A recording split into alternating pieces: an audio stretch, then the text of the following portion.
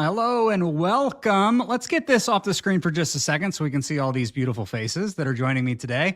Welcome to the first Domo Drop community live stream where we're going to be doing all kinds of fun product things today. And I am joined by the cast and crew of Domo's product team that are really building and creating some really cool things. We're going to try to do this on a monthly cadence. I think we've started and stopped on these a few times, and I think our community loves it when we get you guys together and able to present some of the really fun stuff. We announced some really great stuff last week, and this week we finally get to bring it to the community on stage, live through StreamYard, through our community platforms on Facebook, LinkedIn, YouTube, wherever you may be joining us. Tell us where you're from in the chat. As you saw, we have lots of great people already here. Terry from Minnesota. We've got Gary from Layton.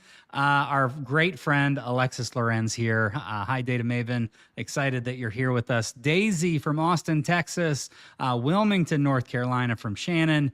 Grant, obviously, in my neck of the woods in Indiana. And as our fearless leader, Ben Shine, said, we were a few minutes late today.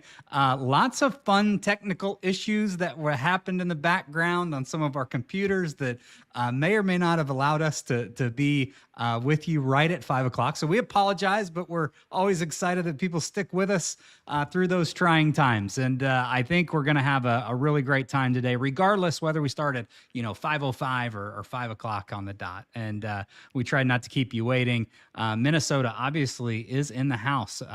Welcome everyone. Sean here from our social team as well. We'll try to answer all of the questions in the chat. That's what that's there for. So if you're joining us on StreamYard or joining us on LinkedIn, wherever you may be, utilize the chat and comment section. That is where we get to see those comments, and we'll utilize that for the Q&A at the end as well. But that's kind of how these things go. If you've never joined us on one of these before with the community. So really excited again to be doing this. We have a number of things that will be essentially dropping today, even some sneak peeks, regardless of how much trouble we may get in, Andrea, right, over the course of the next hour, talking about things we may not be allowed to talk about. Kidding.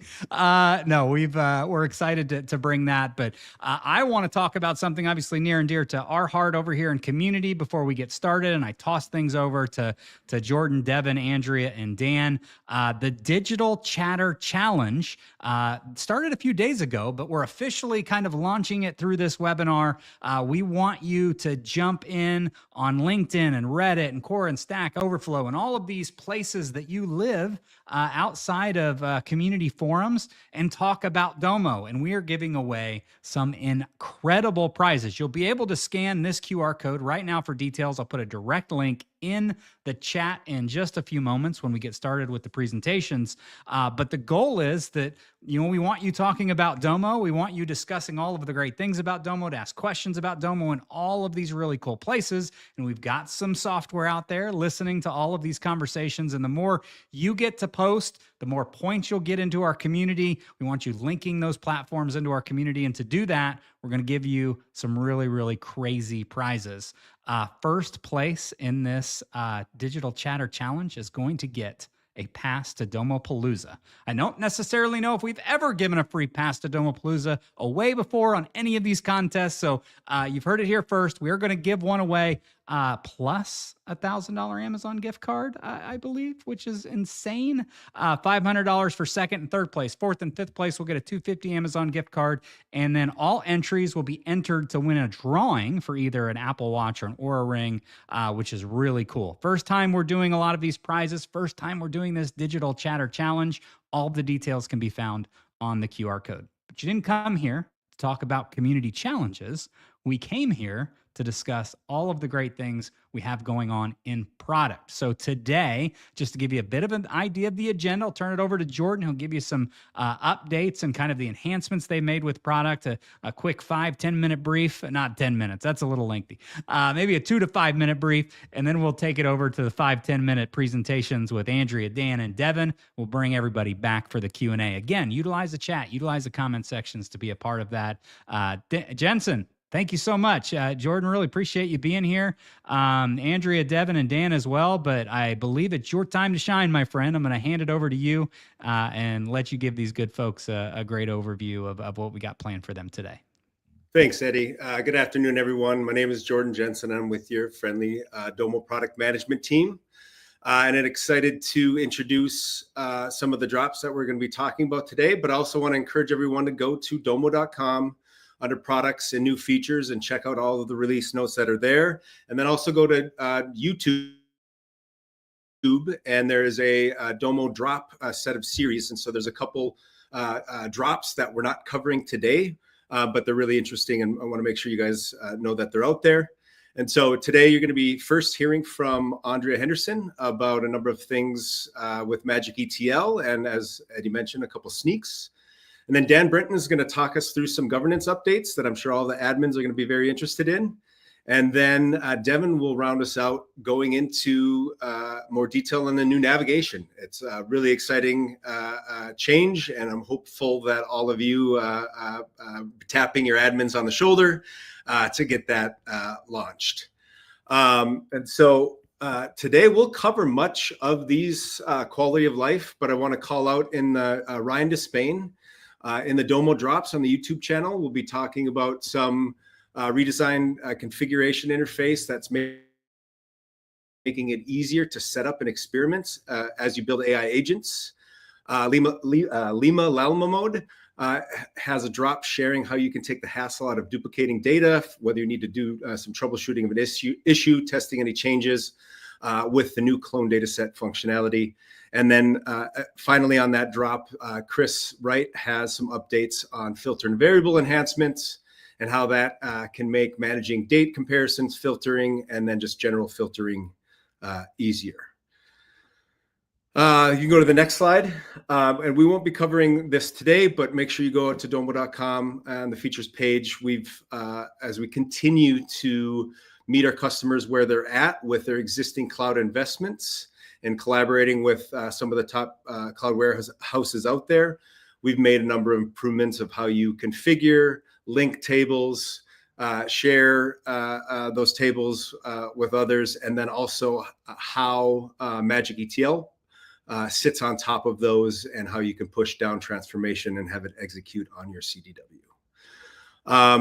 Lot to cover there. I won't get into it all. With that, I'm going to hand it over to Andrea Henderson.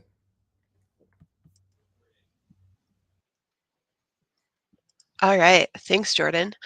For those who don't know me, well, you should really fix that. But for those who don't know me, I'm Andrea Henderson, product manager over data transformation products at Domo. I am here in my very best dinosaur shirt today, excited to spend a few moments nerding out with you about a couple of new features we put into beta with this August customer release. And rumor has it, I may be throwing in a couple of unauthorized sneaks toward the end, as long as you promise not to tell on me. All right, so as a product manager over Magic ETL, I have a pretty unique challenge in the fact that my user base spans the whole spectrum of technical skill levels, from those who are just data curious and kind of fumbling their way through their first Hello World style data flow creation, to those who beg me for a more code forward interface and who do wizardry in the Python tile that I cannot even begin to understand. All of you are represented here as equally important to me as parts of my user base. So, like a mother, I cannot possibly choose a favorite child. And so I do my best to balance the need to enable my lower code users while still providing the tooling that my higher code users prefer. So this month, we released two features into beta, one that I think will resonate with each camp. We released the ability to write window and analytic functions in the SQL tile, as well as some AI SQL assistants peppered, hopefully unobtrusively, throughout the Magic interface. All right, so let's start by talking about window and analytic functions. You might remember that when we released the SQL tile to everyone at Domopalooza earlier this year, I acknowledged that there was a gap in we did not yet support window and analytic functions. I promised that we would follow quickly by adding this capability, and I'm super pleased that we've been able to keep that promise. The ability to use window functions in the SQL tile opens up a whole new world of analytical possibilities. I've listed the available functions here on this slide, and these functions, along with the aggregate options, are detailed in our knowledge base. But let's take a closer look.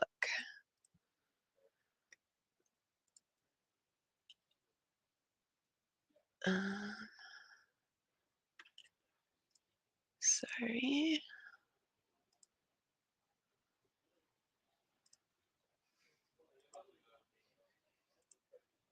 As Andrea gets her screen ready, obviously the chat's popping. We got a lot of folks here. If you've got any questions, comments, or things that pop up that you're really excited about, or links you'd like to share, make sure you're doing that in the chat. And again, we are going over some product updates. Thanks, Andrea. There we are. We got it. We got it. Okay. So here I have made a few examples of using the window functions in the SQL tile. I have data here that is bike sharing data at different hubs throughout the country. In this SQL tile, I've written a window function that is ranking the start station based on the duration that the bikes were borrowed from that start station. Here I am analyzing what quartile or quintile or percentile even the stations are in based on the duration. And then here I'm calculating the lag and lead for those stations. So if we look at the notes, so with the ranking, I've already run the preview, so we don't waste time doing that live. But you can see that it functions as you would expect and has ranked based on the duration these different stations. So there's a knowledge base article that should be up now that has all of the available functions listed as well as all of the aggregate options. So go check that out and start testing the window functions here in the SQL tile in the beta.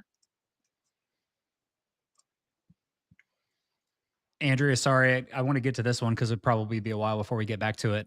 Grant asked, what is the new testing Windows function I saw in your example tile?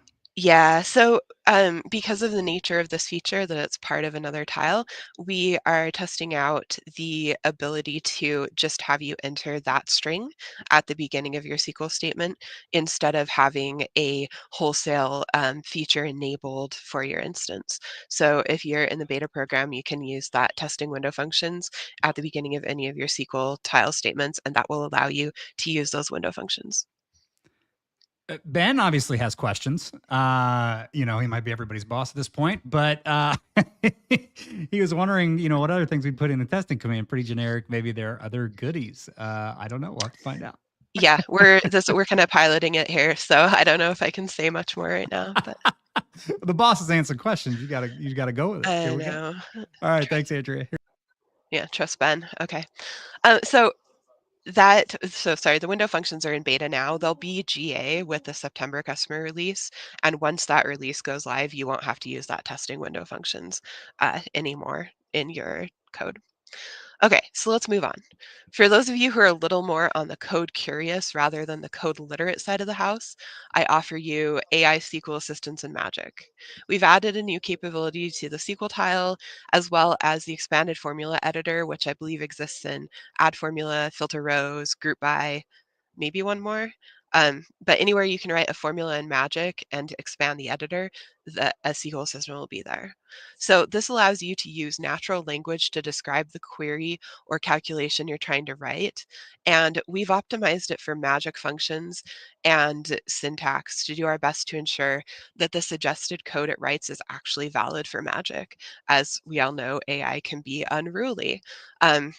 Full disclosure, when I was playing with this a little earlier, I put in a query that I intend to use here, and it gave me the most wild hallucination I've ever seen in my life. So the syntax was valid, but it was a wild hallucination. So hopefully those gods do not visit us in this demo. But yeah, let me show you how this works.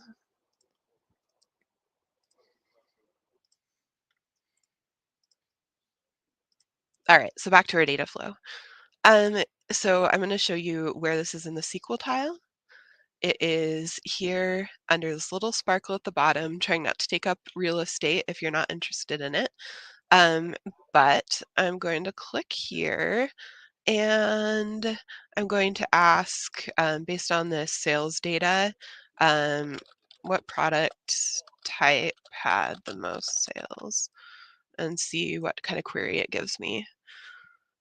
that warning was just warning me that it's replacing everything that I have in this tile so I don't accidentally wipe out anything that I'm using. All right, so it suggests a query for me. Selecting product type, counting sales. Maybe not quite what I'd be looking for. Maybe I want to sum the sales instead, but a pretty good stab. Ordering by sales count, limiting to 1 should give me, the top sales, at least by number, if not by sum. So, not too bad, kind of useful. Um, Here in the formula tile, I'm going to ask it to do something that I've genuinely used this for before. But before I get into that part of it, um, we had a moment where we like inadvertently enabled this for some folks, which we corrected quickly. But in the process of doing that, we got some very quick, very strong feedback that in adding the AI feature to this, we had made the screen way too small, which we definitely heard. And so coming out in the September release also will be the ability to close this tools section of your formula tile, giving you a lot more room to write your formulas. So that will be out here soon.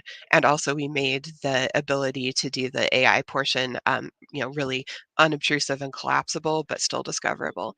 So here, if I want to write a formula using AI, so I tested this out and it works, except that one time when it gave me a wild hallucination. So what I'm going to have it do is categorize state by region.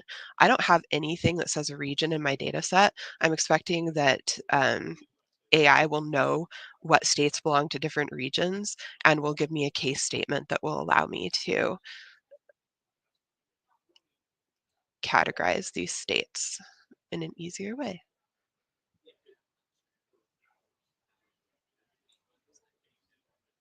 There we go. Pretty good. A quick gut check. Some of these look pretty correct to me. So, all right. So I'll stop sharing again and go back to the deck. But this is available in beta now. It'll be GA in the coming months. There's no official date yet. We're waiting for more people to test and provide feedback before we put it into GA. All right, so I think I still have a minute or two, which is just enough time to give you a couple of unauthorized sneaks of what will be coming up in the next Domo drop. So if anyone asks, it wasn't me who spilled the beans, it was my evil twin. So these are the things, though, that will be going to beta in September. First, the long-awaited JSON expand tile with a new and improved user interface. Those of you who helped us with UX testing for it at Domopalooza, thank you. You have helped us revamp and revise into something that I think you'll be really pleased with. This tile gives you the ability to unpack JSON from a column using a convenient tree structured interface. All right, next one, Eddie. All right, you may recognize this as a coming soon from the Domopalooza main stage, the fixed input tile. Think of it like a Domo web form on the Magic ETL canvas, but better. This tile gives you a table interface where you can type data, copy and paste, or even upload a small file. And we've incorporated AI features so that you can just describe the sample data you're looking for, and an AI will generate the data for you. The data is stored as part of the data flow definition, and so it doesn't create a separate data set in your instance. This should be really helpful when you need to mock up a data flow before you have the data available, or you need to create some sample data for testing, or even for creating a lookup table so that you can replace that truly egregious case statement that you wrote a couple years ago. Yeah, I know that you know the one. Um, all right, and next slide. Okay, finally, we are finally giving you the ability to disable or comment out tiles on the Magic Canvas. This feature allows you to disable tiles but leave them in place in your data flow. This can be super useful if you have testing logic that you want to retain but you only want to run ad hoc as needed, or if there is an old formula tile that your long gone coworker wrote sometime during the Ice Age but that you're afraid to get rid of completely in case you need it again. All right, so all those things are going into beta in September, and you'll hear about them in more detail in the next Domo drop. One more small parting gift, and this is a deep sneak, so don't quote me, but one of the engineers on my team may or may not have given a status update in stand up this morning regarding his progress on dark mode. So with that, I will pass it over to Dan, I think. We can neither confirm or deny any of those. Correct, Andrea? They're just rumored, probably through the hallways of Domo. And again, the boss was here and wanted that to happen. So obviously, Andrea is always the hero of these really cool chats with our community, and she'll go back and read all of the comments, and they are fun. Yeah, lots of love for Andrea in the comments section. Dan, you're up next. That's a hard act to follow. It's, Andrea comes in, she gives all the people what they want, she turns her camera off, and then all of a sudden we just have to deal with the explosion in the chat. And you're left with me. No. To follow the most beloved product manager and the most beloved product, right? Somebody's got to do it. That's not true. You are very active with our community. You're always there giving folks the tips and tricks they need. So we're excited to see you as well. So Dan, take it away. We'll head over to the PowerPoint. Just let me know when you want me to switch things over. Again, folks, if you have questions, utilize the chat and comment section wherever you're watching. Let's keep the momentum going. This is great. Cool. So I've just got one slide actually to show you, and then we're just going to dive right into demos. So go ahead and advance that slide if you would please, Eddie. I'm kind of breaking up or categorizing the stuff that came out in this last release in three ways. One is governing credit consumption, two, making admin easier, and then consolidating access management. So I'll just really briefly touch on each of these, and then we'll jump into the demo. Governing credit consumption, we're going to talk about data refresh permissions. So this is a new feature that's going to allow you to control the scheduling options that your users have when they're scheduling connectors and data flows to run. This allows you to manage your credit spend. Making admin easier, I'm going to briefly touch on SSO. We're going to spend more time on how we can now delegate management of users. And then finally, we'll touch just probably relatively briefly on API client management within the product. So Eddie, that's all I got for slides. I'm just going to dive right into demo, and I will share my screen and we'll get going here. Let's see.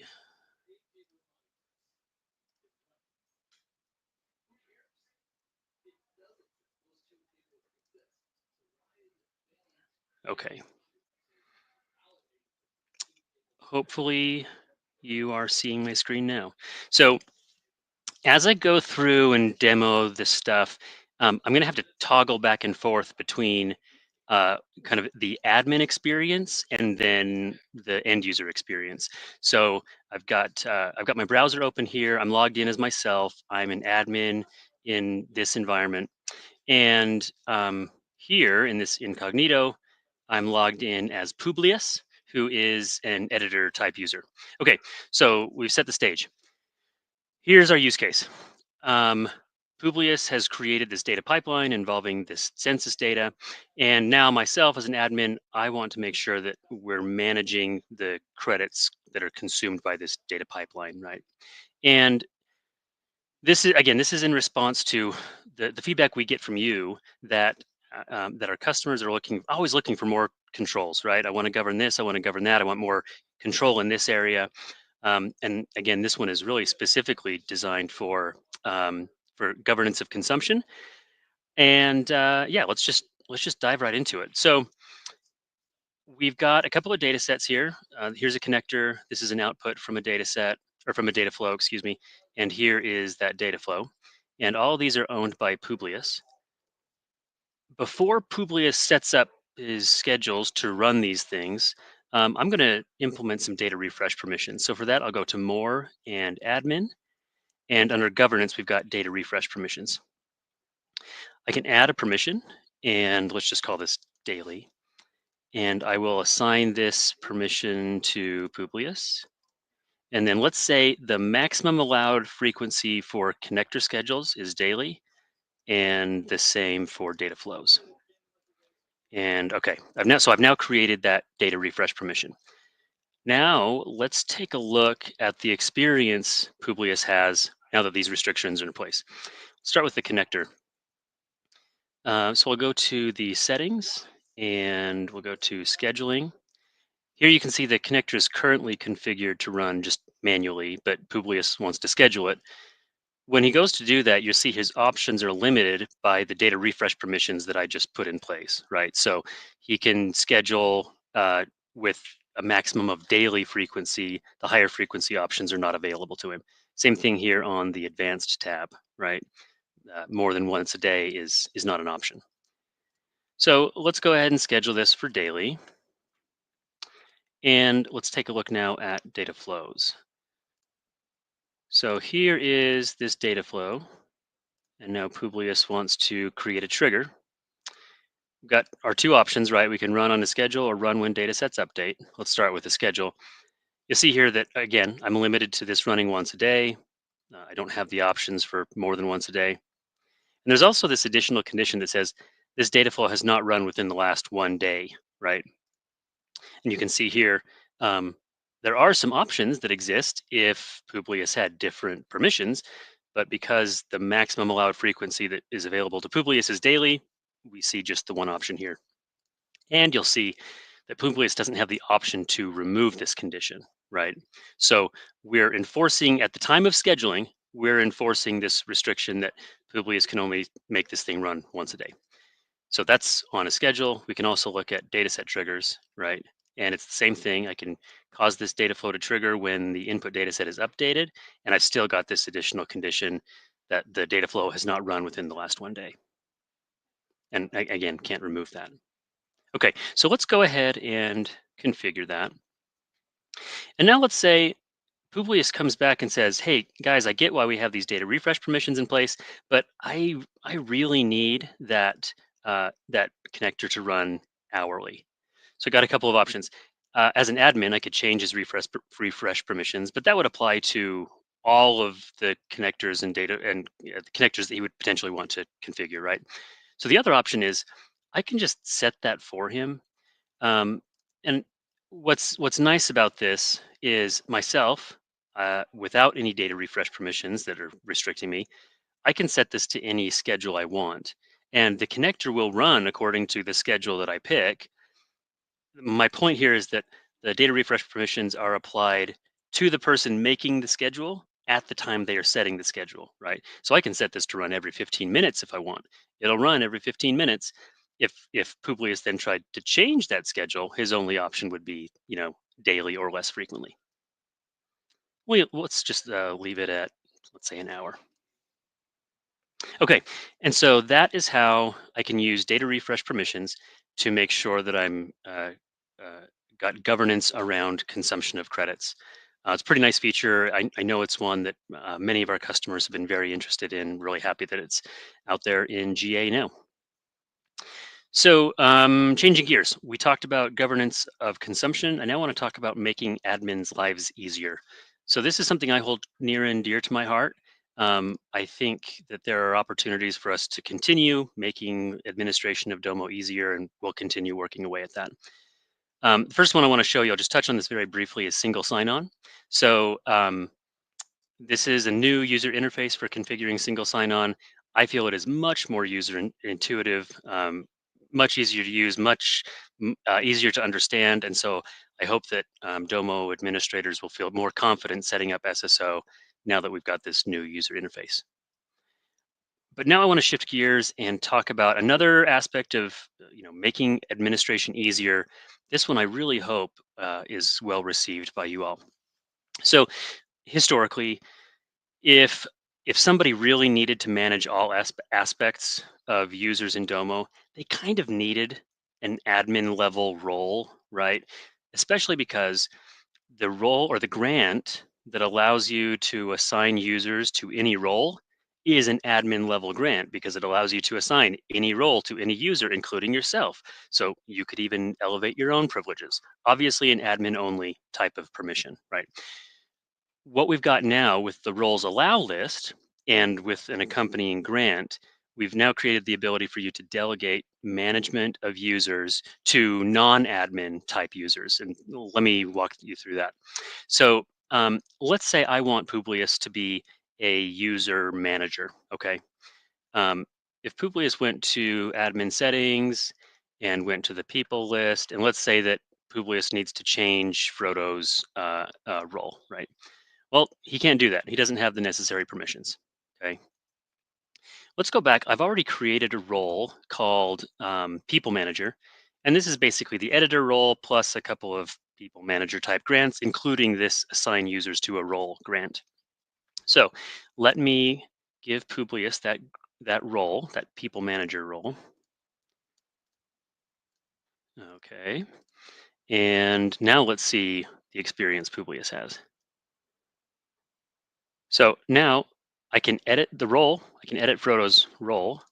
When I click on this, I have a limited set of roles that I can assign, or that I guess Publius can assign, right? Because Publius doesn't have the full manage all roles grant, that admin level grant. He has, excuse me, he has only the assign users to a role grant. Okay, and what that means is he is limited in which roles he can assign. So let me show you that here in the roles menu. We'll go to settings, and I've already enabled this allow list. Okay, this is where we specify the roles that are assignable with the assign users to a role grant, which is kind of a mouthful, but the whole idea here is this is the subset of roles that non-admin people manager type users can assign, right? So always included here is the instance default role, so participant and social, but I can select any of the other roles that exist in my instance as well.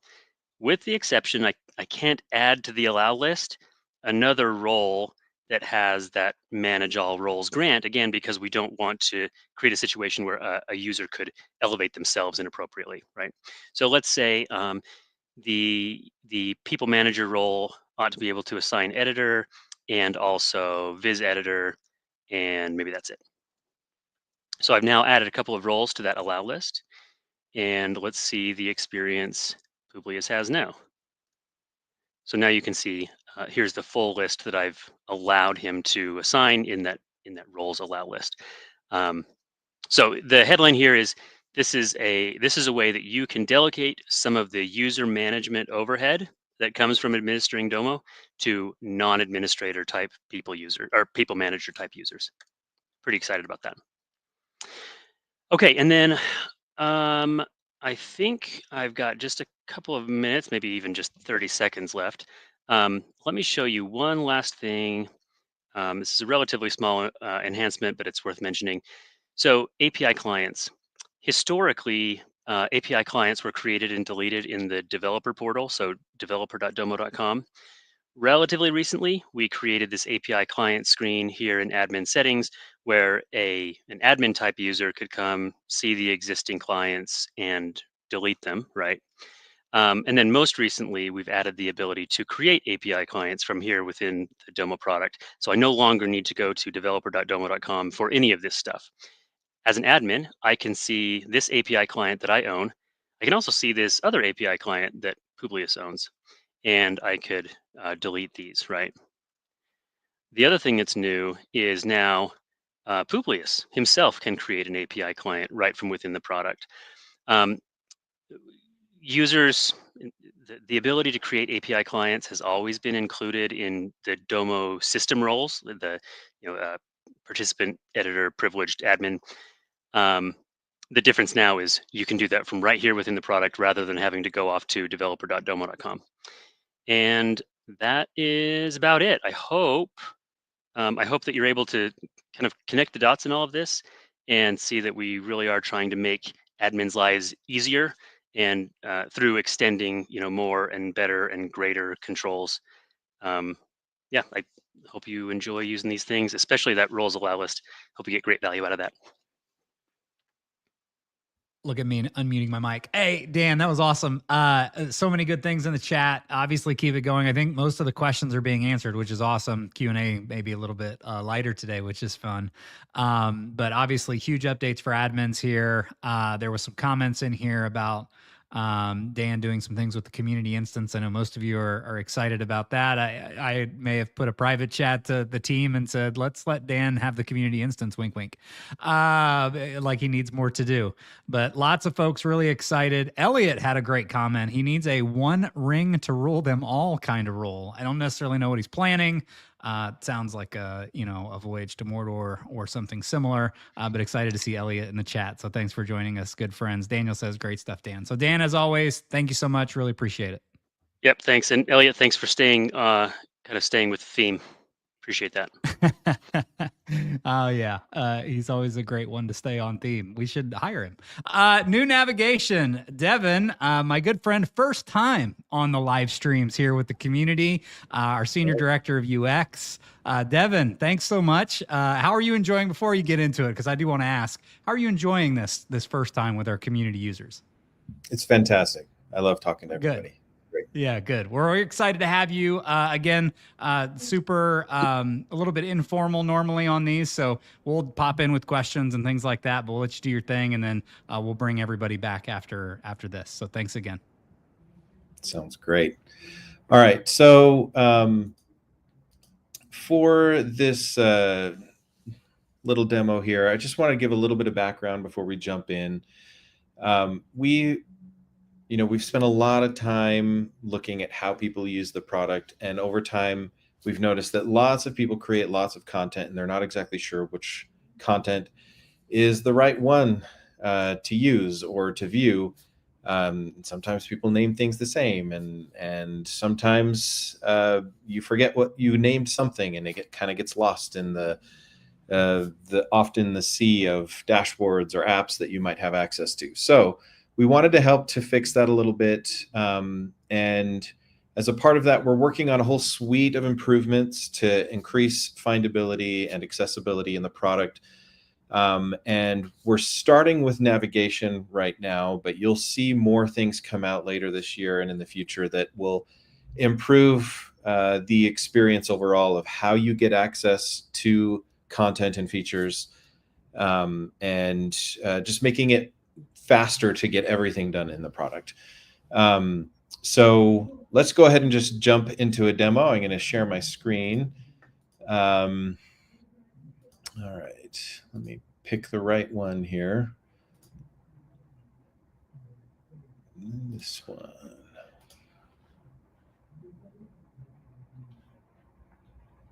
No, that's not the right one. Why isn't it showing? There we go. Just needed a sec. All right. Let's make sure that that's sharing here. Okay.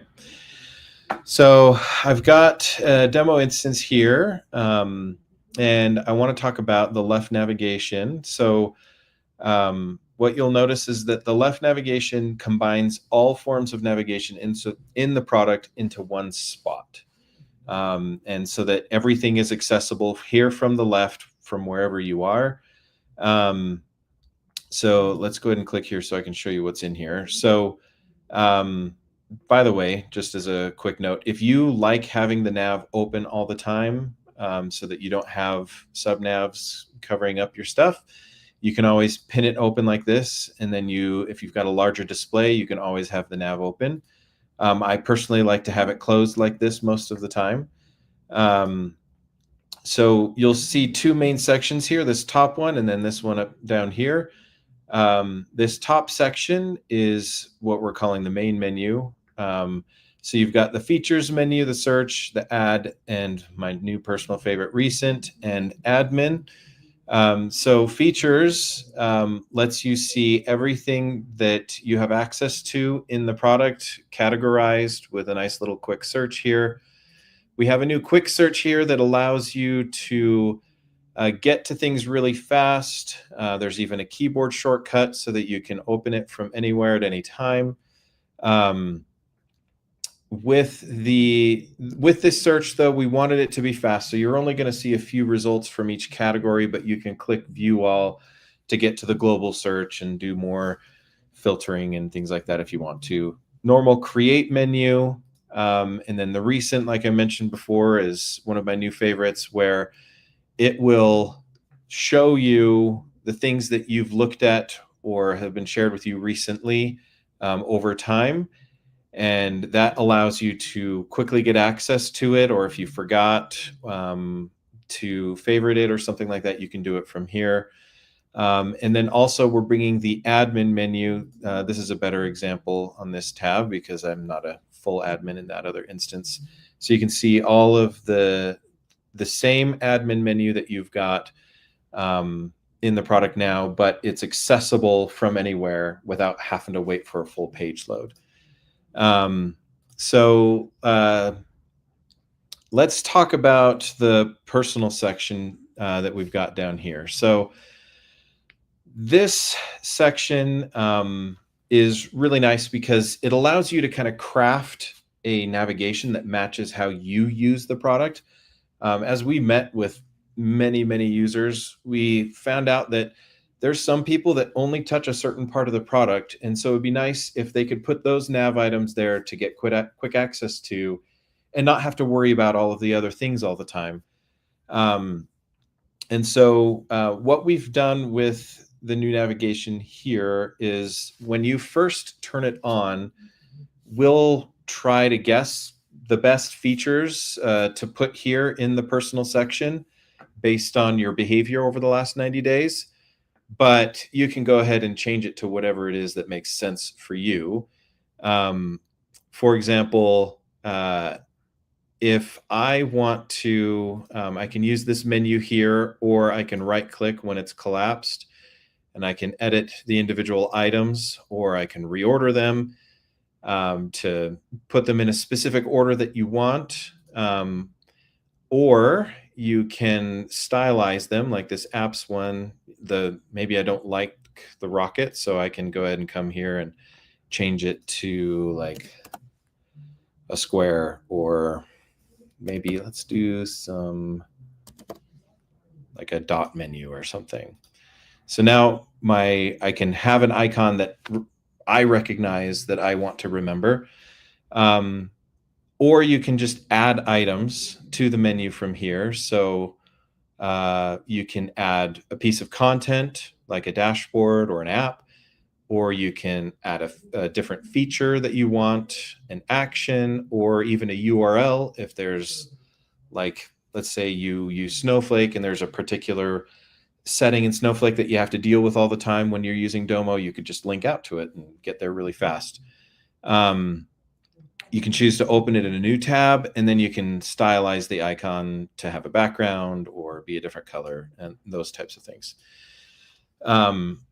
So this is a way for you to customize it the way that you want at an individual user level. And I know that you'll probably ask right away, because it often comes up right away.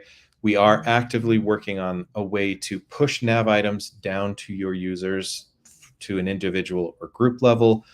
But we wanted to get this out as soon as possible so you can start playing with it and start trying to decide how you're going to roll it out to your users. You can also add content from items. So let's say you're here on an app, you can click add to navigation from here, and that'll show up here. Or like if you're in an app itself, you can come here to the details menu and you can pin or unpin it from the navigation here. Or like if you're on data sets, we've added it to the menu here as well. So all over in the product, adding and removing items to the nav should become fairly simple and easy to do.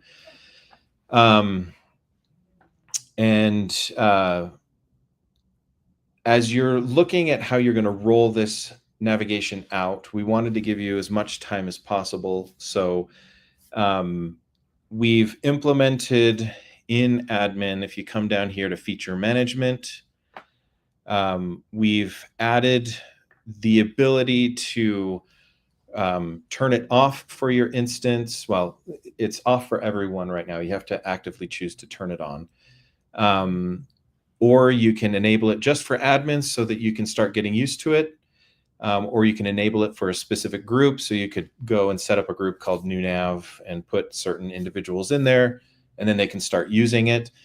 And then in the future, we expect that once we've got more fine-tuned admin control of how nav items can be given to individuals and groups, you'll probably want even more management functionality, which we are actively working But for right now, we'd love for you to play around with it, start using it, and give us tons and tons of feedback, because the more feedback we get, the better we can make the navigation. We don't want this to be a situation where we push a new nav on everybody and then everybody just gets upset that, hey, this isn't what I was expecting, or I need it to do this thing, or it's messing up any, some kind of workflow that you have.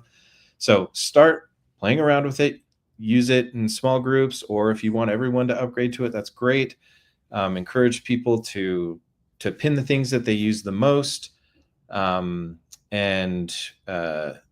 organize the nav to fit how they like to use the product. Yeah, that's about it.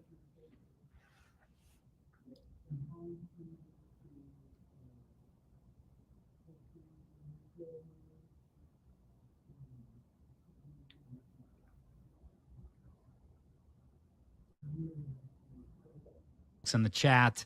That's, my favorite feature, pinned to navigation. There was a color coding one in here we showed a little bit earlier, which was kind of cool. Obviously, improvements and folks that are basically living their lives in Domo, which are really, really fun.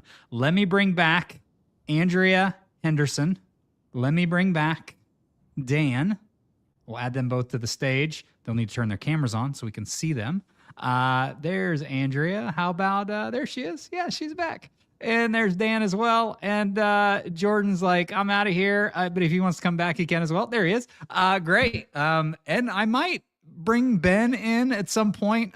He's got to give me the heads up, though, in the chat if he wants to do that. I'd love some of the conversations we were having in the background as well. My favorite has been Jordan's. If governance is cool, Dan is Miles Davis. So, Dan, there you go. There's lots of love for you internally as well as externally on this chat. Nicholas asks, are workspaces still in the works? Any timeline on GA or beta? Ben, you're shaking your head, so you're getting brought onto the live stream, whether you like it or not, my friend. So, oh, man, we can't hear you, so I'll take you back off. That's what I get to do with Ben when he's on these live streams, which is always fun, but he's unmuted now. There he is. There we back. go. There we go. You want to take this one, Ben? We'll give Devin the guys probably a chance has to take a more break. details. We're still working through it, doing some fine tuning of it, but definitely very much still on there. And certainly we want it internally for our own Domo.Domo. Alexis and others have seen what I build sometimes in Domo. So workspaces, I am guilty of needing workspaces more than almost anyone. I know, Devin, you can share a little bit about where the thinking is right now. Yeah, so right now we are actively testing workspaces in alpha. We've discovered some things that we want to make sure that we improve before we get it out to beta. So I don't have an exact timeline on that, but hopefully very soon we'll have some alpha. We'll be able to release it to the public alpha so you can start playing with it. Get a lot better organization around your content. So, yeah. So this is the time for folks in the chat. Obviously, you get one only opportunity during this hour to jump in and ask a question and get in front of some of our product people. That may be a good thing or bad thing, depending on who you ask. But I'm excited to continue to work with you folks. You do such great work, and I think this was such a big release. Ben, do you want to speak a little bit to kind of some behind the scenes, some things that you were really excited about that you finally were able to give community users? Obviously, you have a captive audience, but I can't thank the team enough for just wanting to jump in and do these so that our folks are really aware of what's happening. So just a thank you from me and my team. But on your end, where are your thoughts at kind of coming to the end of this launch? Yeah, I think I talked about this with our leadership, our executive team a week or two ago as we're getting ready, and then talked about it at Domopalooza multiple times, right? That we have this balance between things that might seem bigger or exciting. Certainly, like we want to be successful as a company, so things that like commercially and strategically make sense for us, and also the day-to-day and the small things that make Domo such an amazing platform to solve problems with. And so this release to me really stayed true to that, right? We had some big things around the cloud integrations that Jordan spoke about that, were really around like, how do we continue to deepen, like Jordan said, meet you where you're at and those are amazing. Those were big, huge, multi-month, even multi-year efforts. But then there's also small things, whether it's with admin. I love I know I don't know if Israel's on here. The previous months, instead of having to do some crazy beast mode, those small things make a difference. And so balancing those, and I know I'm really proud of our team for doing that. It's not always easy, right? Because you're hearing from users, and you're hearing from leaders, and you're all those things, and that's sort of the life we choose, maybe. But I'm really proud of what we can do, and we'll continue to do for our customers. So it's been an exciting release for sure. Yeah, Israel's here. There he is. Says, Israel knows. He loves the previous X weeks. He knows he loves it. I love it too. That's great. We do have a few more questions, so hopefully you guys are comfortable taking a couple of these. I know we were a few minutes late, and I don't want to keep you past time. But any updates on the custom connectors in Magic ETL? Wasn't this sneak peeked at DP? Yeah, so I guess the short answer is that this is a very large effort that encompasses a bunch of small efforts, and some of what you're seeing coming out is in service of that effort. So like JSON expander tile, fixed input, there are a number of small pieces that are being executed on rather than releasing everything all at once in one big go. You know me, I just give you guys the stuff as we have it. I ship as fast as I can. So little pieces are coming out. We are in progress on the HTTP tile right now, nearing completion. So being able to make a connection from within Magic is quite close, but being able to create a fully featured custom connection is, a little ways out. So we're working toward it. It's a long road. And we just talked with Darren the other day about it, right? Like, we're trying to, again, like some of the small things, and while also knowing that, back to like I mean, if you see like the work that our connector team does, and Lima did the Domo drop video, like we can't let it go, right? We have to continue to make sure we're supporting. Connectors are a huge part of that. Yeah. So, do you want me to take another one, Eddie? I'm looking at the questions. Which one would you like to take here? So I was just going to say, there's a question, Devin, about create a structure around data sets and data flows. So it's not just a long list. And I think some of that comes out like sort of the vision of like workspaces and then what's after workspaces. Do you want to just share a little bit of how we're thinking about that and where we think it might go?